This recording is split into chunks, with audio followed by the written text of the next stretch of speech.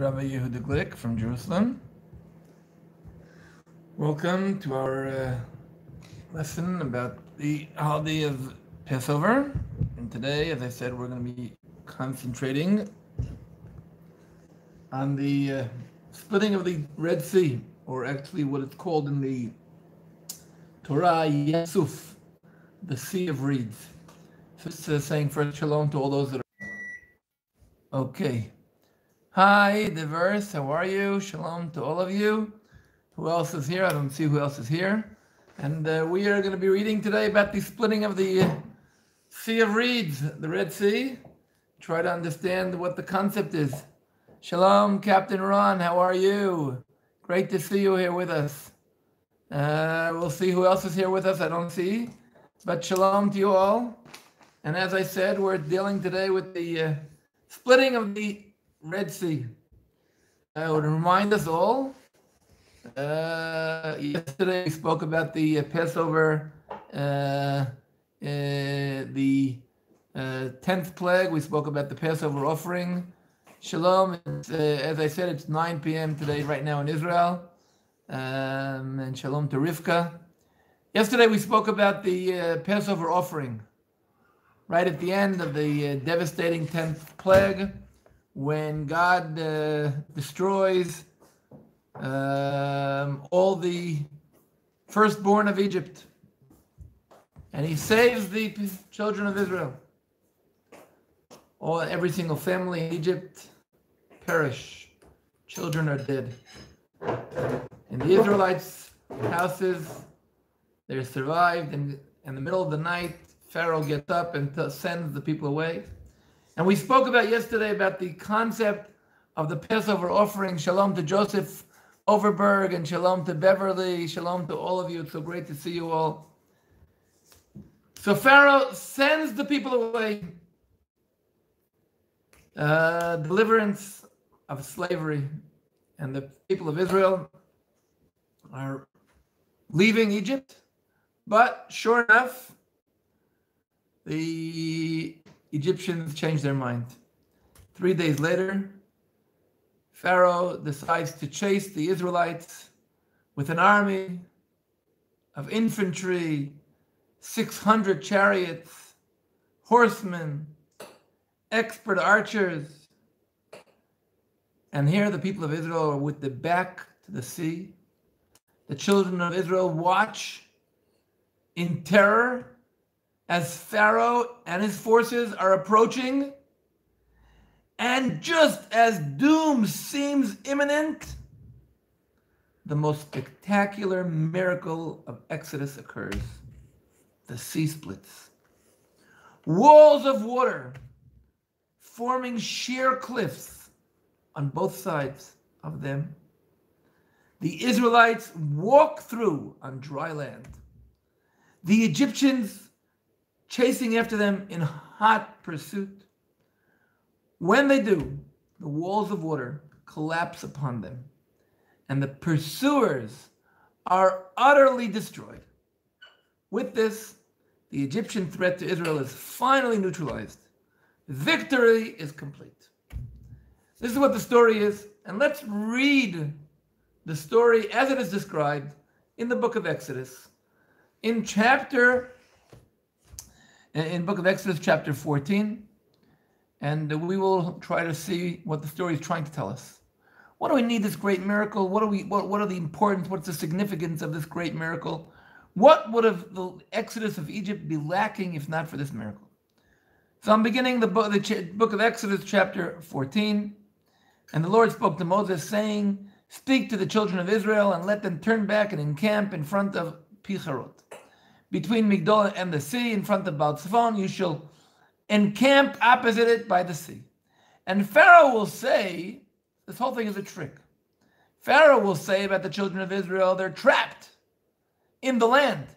The desert is closed upon them. And I, God says, I will harden Pharaoh's heart. He will pursue them. And I will be glorified through Pharaoh and through the entire force. And the Egyptians will know that I am the Lord as they did so. And exactly that happens. Verse 5. It was reported to Pharaoh that the people had fled, and Pharaoh and his servants had a change of heart toward the people, and they said, "What is this? What have we done? That we have released Israel from serving us?" So Pharaoh harnessed his chariot, took his people with him. He took 600 select chariots and all the chariots of Egypt with officers over all of them. And the Lord hardened the heart of Pharaoh, the king of Egypt. He chased after the children of Israel, and the children of Israel were marching out triumphantly. The Egyptians chased after them and overtook them, encamped by the sea, every horse of Pharaoh's chariots, his horsemen, and his force beside Pichirot in front of Baal-Zephon. Shalom to all of you all, and it's wonderful that you're all saying shalom, Beverly and Colonel. It's great to see you all. Shalom. And we're describing this unbelievable event. And the people of Israel looked back. Pharaoh draws near, and the children of Israel lifted up their eyes. And behold, the Egyptians were advancing after them. Shalom, Frank, how are you? And the Egyptians were advancing after them. They were frightened. The children of Israel cried out to the Lord. They said to Moses, "Is it because there are no graves in Egypt that you have taken us to die in the desert? What is it you have done to us to take us out of Egypt? Isn't this which we spoke about to you in Egypt, saying, 'Leave us alone, we will serve the Egyptians, because we would rather serve the Egyptians than die in the desert?'" Moses said to the people, "Don't be afraid. Stand firm and see the Lord's salvation." Moses did not know yet exactly what's going to happen, but he told the people, "Stand firm. See the salvation of the Lord, that he will wreak for you today. For the way you have seen the Egyptians on today, you shall no longer continue to see them for eternity. The Lord will fight for you, and you will remain silent." The Lord said to Moses, "Why do you cry out to me? Speak to the children of Israel and let them travel." We didn't even know that Moses yelled out to God, but God says, "Why are you yelling at me? Why are you screaming out to me? Tell the people to go ahead." And now let's listen carefully to what happens. "You raise your staff, stretch out your hand over the sea and split it, and the children of Israel shall come in the midst of the sea on dry land. And behold, I shall harden the hearts of the Egyptians, and they will come after you. And I will be glorified through Pharaoh, and through all his forces, through his chariots and through his horsemen. And the Egyptians shall know that I am the Lord when I will be glorified through Pharaoh, through his chariots, and through his horsemen." And the angel of God, who had been going in front of the Israelite camp, moved and went behind them. That pillar of cloud, suddenly, which always was leading the people in front, goes behind them. And the pillar of cloud moved away from in front of them and stood behind them, and he came in between the camp of Egypt and the camp of Israel. And there were the cloud and the darkness, and it illuminated the night. And one did not draw close to each other all night long. Listen what we see here. And let's try to see what exactly the Torah is describing here. Just before the Sea of Reeds miraculously splits, Israel and Egypt spent a night facing off against each other, each ensconced in separate camps. According to the text, what happens? On that night, as we just read, in verse 21, Moses stretched out his hand, and the Lord led the sea with strong east wind all night. And he made the sea into dry land, and the waters split. Now listen carefully, what do we hear here? According to the text, on that night, God causes a great east wind to blow over the waters all night long. Let's try to imagine what we're talking about here. What are we seeing here? All night long, darkness, water is everywhere, and there's a wind from God blowing over the waters. Now, I want to ask you a question. What does this description remind you of? Darkness, waters all over, and the wind of God blowing above it. Is it only me who is reminded? Try to think. Darkness upon the face of the deep, and wind and God blowing over it. Frank says the flood. No, the flood, yeah, there was a lot of water, that's true. But I'm talking specifically of darkness, water, and flood. Exactly, Frank, the beginning. Open the book of Genesis, ladies and gentlemen, and let's read what we see there. The second verse of the Torah. In the beginning, God creates the world, the heaven and earth. And what is before that? And the earth was astonishingly empty. Darkness was on the face of the deep, and the Spirit of God was hovering over the face of the water. Listen what we have here. Darkness. In the second verse of the Torah, it describes the world before God creates the world. Before God even created the first thing, the light. It describes a world that is in darkness. Water all over, and the wind of God is blowing over the waters. It describes a world that just happens to possess the very three elements that later appeared just before the splitting of the Red Sea, the Sea of Reeds. Darkness, wind, and water all everywhere. But guys, that's only the beginning. Let's continue. What happens after this in the Genesis story? There's wind over the waters, and then comes the very first creation. Right after, the text tells us about the water world of pre-creation, with the wind of God hovering over the waters. What happens? God comes ahead, brings forth the very first creation, the first element of a new universe. Vayomer Elohim in verse 3, Yehi or Vayehi or. And God said, let there be light, and there was light. Immediately after creating the light, what happens? And God saw the light, it was good. And God separated between the light and between the darkness. So the Torah tells us that there is a separation between light and darkness. Now let's go back to the story of the Jews, the Israelites, running out of Egypt and into the sea. Open to where back to chapter the story in Exodus chapter 14, or actually let's go back to chapter 13. When the Israelites were going out of Egypt, they were accompanied with two pillars. Which pillars were they? Let's read it in Exodus chapter 13, verse 21. There are two pillars that are accompanying the Israelites in the desert. The presence, according to the text, manifested itself by day as a pillar of cloud that would show them the way forward, and by night a pillar of fire that would travel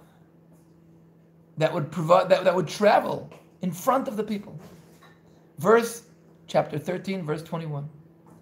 The Torah records that once the Egyptians were by the Israelites on the shore of the Sea of Reeds, the pillar that had been traveling ahead took a new position behind them.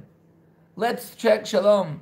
Let's check in Genesis 14, verse 19, what happens? In Exodus 14, verse 19, let's see exactly what happens. And the angel of God, who had been going in front of the Israelite camp, moves and goes behind them. And the pillar of cloud moved away in front of them and stood behind them. And what happens now? The barrier put in place, but the pillar didn't just separate between the two groups of people. It separated between darkness and light. Shalom, Yaakov, how are you? And let's see what it says. I'm right now in verse 20. And came between the camp of Egypt and the camp of Israel, and there were the cloud and the darkness, and illuminated the light. Now let's listen carefully what's going on here. The pillar of cloud illuminates the light. How can that be? The pillar of fire should have illuminated the light, not the pillar of cloud. But it turns out that the pillar of light and the pillar of cloud were the same pillar. At night, it was light, and in the day, it was a cloud. But at this time, for the Egyptians, it was darkness, and for the Israelites, it was light. So we saw that at the beginning of the creation of the world, there was darkness, and the wind of God, the Ruach, the Spirit of God, blowing over the people of Israel. And as we said at the beginning, the Ruach, the wind of God, is blowing over the waters. And here we see that the second thing that happened, after God creates the light, God divides between light and darkness. And this is exactly what's happening here. The divine presence of God, which comes out in a pillar of cloud and a pillar of light, divides between the darkness and the light. For the Egyptians, there is darkness, and for the Israelites, there is light. But it's not only that. Let's continue. And let's see what happens as we go on. If we go back to Genesis, we see what goes on in day 2. We said in day 1, God creates a light. He divides between the light and the darkness. And day 2, God creates, what does he create? A rakia. And let's look at it and open the book of Genesis in verse 6. And God said, let there be an expanse in the midst of the water, and let it be a separation between water and water. We saw before a separation between darkness and light. Now we're talking about a separation of darkness, of waters, the sky, the atmosphere, the air, dividing between two great sources of water, one above and one below. The simplest way to understand the verse might be to think that the waters below, the seas, and the waters above are the water vapor taking form of clouds. In between the two clouds and the seas is the sky. Now let's see exactly what the description here is in verse 22. In Exodus 14, verse 22, Vayavo b'nei Israel, the children of Israel came into the midst of the sea of the dry land, and the waters were to them as a wall from their right and from their left. So we have in the beginning of the creation, the water, the terrestrial water and the celestial water were separated. It was vertical, the water above and the water below. Here we have at the sea, the water splits horizontally. Water is on two sides. So where are we going on? We had darkness covered with waters, with the wind of God, the Spirit of God. We saw that here. We had this division between light and darkness. We saw that here. We had the division between waters, and we see that here. And now let's get to the final thing that we see here. In Genesis story, the waters come and concentrate in the same place, in one place. And God said, let the waters beneath the heavens be gathered into one place. I'm in Genesis 1, verse 9. Let the dry land appear. And it was so. So what happens? After God's dividing between waters and waters, on the earth itself, God divides between sea and dry land. And listen carefully. There's a use of terminology, the word yabasha. In the entire Torah, the word yabasha only appears nowhere else except for two places. In the story of creation and here in the story of Egypt. So what we have here, the 4 steps of the days of creation. Before creation, we had darkness, wind, and water.